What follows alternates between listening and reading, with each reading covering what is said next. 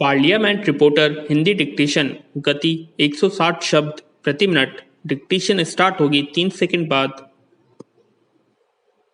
Start. Corona virus के उपचार के लिए दुनिया भर में तरह तरह के नुस्खे व औषधियों की चर्चा की जा रही है, लेकिन कोई दवा सही तौर पर कारगर हो सकती है इस बारे में अभी कुछ कहा नहीं जा सकता। विराम। जापान में भी ऐसा ही हो रहा है।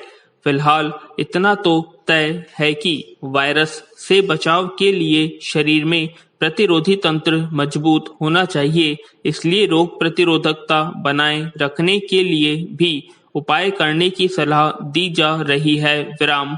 मानव शरीर में राइबो न्यूक्लिक एसिड आरएनए के माध्यम से फ्लू वायरस व नए कोरोना वायरस की प्रकृति बनती है। दावा यह किया जा रहा है कि फ्लू प्रतिरोधी दवा एविगेशन आरएनए के माध्यम से आरएनए पॉलीमरेज एंजाइम की गतिविधि को प्रभावित कर वायरस की प्रकृति बनाने को बाधित करती है। कहा यह भी जा रहा है कि आमतौर पर लक्षणों में कमी की शुरुआत चौथे दिन से ही हो जाती है, लेकिन पूर्ण से लक्षण समाप्त होने में 11 दिन लग जाते हैं। विराम। यह एक सही दावा हो सकती है, लेकिन अभी निश्चित तौर पर कुछ भी नहीं कहा जा सकता। हो सकता है कि इस वायरस के प्रभाव को कोई अन्य दवा भी कम करती हो, लेकिन जरूरी कि इसके परोक्ष प्रभाव न हो। यद्यपि इस एविगेन दवा के बारे में भी कहा जा रहा है कि यदि बीमारी के 10 दिन से ज्यादा हो गए हों और बीमारी ज्यादा बढ़ गई हो तो यह दवा कारगर नहीं रहती। कुछ डाइटिशियन कोरोना से बचाव के लिए घोंगे, प्याज और सेब के छिलकों के इस्तेमाल का सुझाव दे रहे हैं। संभवतः वे ऐसा इसलिए कह रहे हैं क्योंकि इनमें जिंक, क्लोरोक्विन, केटेचिन और एसिड क्लोजेनिक होता है। विटामिन सी शरीर कोशिका में जिंक के प्रभाव को बढ़ाता है। रासायनिक दृष्टिकोण में विचार करें तो 10 मिलीग्राम जिंक, 500 मिलीग्राम केटेचिन और 1000 मिलीग्राम विटामिन सी के नियमित उपभोग करना चाहिए। मानव शरीर को कोशिका में वायरस का प्रवेश द्वार का काम करता है। विराम। S2 रिसेप्टर जब वायरस का शरीर कोशिका पर हमला होता है तो यह रक्त में मिलने लगता है। जिसे पहले से ही अन्य कोई बीमारी है तो उसकी स्थिति बिगड़ जाती है। यह भी कहा जा रहा है कि करीब 5 महीने पहले वुहान में जिस वायरस की उत्पत्ति या शुरुआत हुई उसमें 5000 प्रकार के बदलाव आ चुके हैं। विराम। जापान के संदर्भ में कहा जा रहा है कि इस वायरस की शुरुआत एशियाई प्रकार से हुई थी और फिर बाद में यूरोपीय प्रकार का हो गया और अब वर्तमान में एशियाई प्रकार का वायरस वापस देखने जा रहा है। विराम। फिलहाल इतना तो तय है कि वायरस से बचाव के लिए शरीर में प्रतिरोधी तंत्र मजबूत होना चाहिए। इसके लिए विटामिन डी जरूरी होता है जो धूप से मिलाता है। इसलिए कहा जाता है कि नियमित कम से कम 15 मिनट धूप में बैठना चाहिए या घूमना चाहिए। 19वीं सदी के मध्य में पहली बार हाथ धोने का सुझाव दिया गया तो चिकित्सा जगत में ही इसका विरोध भी हुआ। विराम।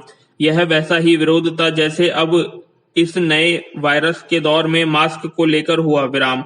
शुरू में मास्क को लेकर खूब नकारात्मक बातें कही गई। विराम। फिर राजनीतिक और व्यापार की बातें होने लगी। स्थिति यह हो गई कि लाभ उठाने वालों ने घटिया किस्म के मास्क व आपूर्ति देने की।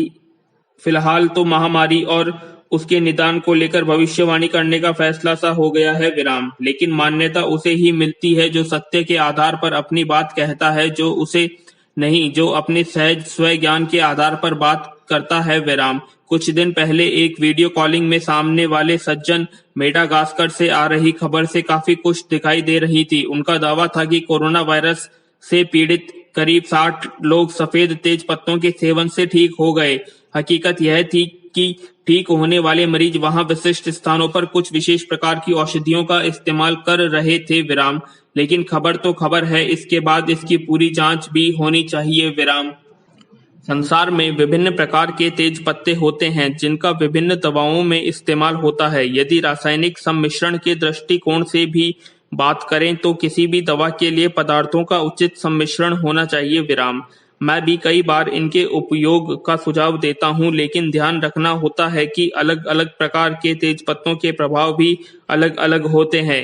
इस बात को ऐसे भी समझ सकते हैं कि हमें इटली में जिस प्रकार का तेज पत्ते का पौधा मिलता है उससे हम अस्थमा, रक्ताल्पता, पेट दर्द आदि का इलाज करते हैं। विराम। यही नहीं, कई बार विशिष्ट मौसमों में इस पौधे के विभिन्न हिस्से, जड़, तना, पत्तियां आदि विभिन्न बीमारियों के इलाज में कारगर होते हैं। विराम।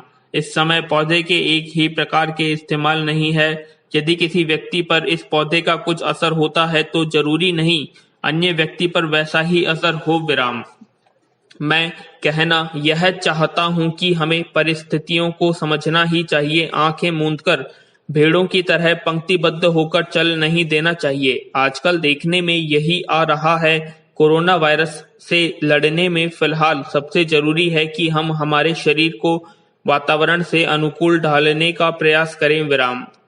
अब तक लुप्त होती जीव प्रजातियों का कारण प्राकृतिक आपदाओं को माना जाता रहा है। जैसे डायनासोर के लुप्त होने का कारण उल्कापिंड माने जाते हैं, वहीं कई बार परिवर्तन के कारण जीवों के इधर से उधर जाने भी होता है। लेकिन इस मामले में मानव ने ही इधर से उधर ज्यादा घूमकर प्रकृति में कृत्रिमता के साथ ज्यादा दखल दिया है। विराम। यही वजह है कि सब कुछ प्राकृतिक नहीं रह गया।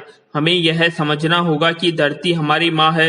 यहाँ पर विभिन्न प्रकार के वायरस सहित विभिन्न जीव जंतु, सूक्ष्म जीव, पौधे आदि साथ साथ जन्म लेते हैं और जीवन व्यतीत करते हैं। विराम। यहाँ शक्तिशाली ही जीवित रहेगा का सिद्धांत लागू नहीं होता। सार यह है कि संसार परस्पर साथ रहने, आपसी समृद्धता के साथ स्वयं को इन सारी परिस्थितियों के अनुकूल ढालने के लिए है। विराम।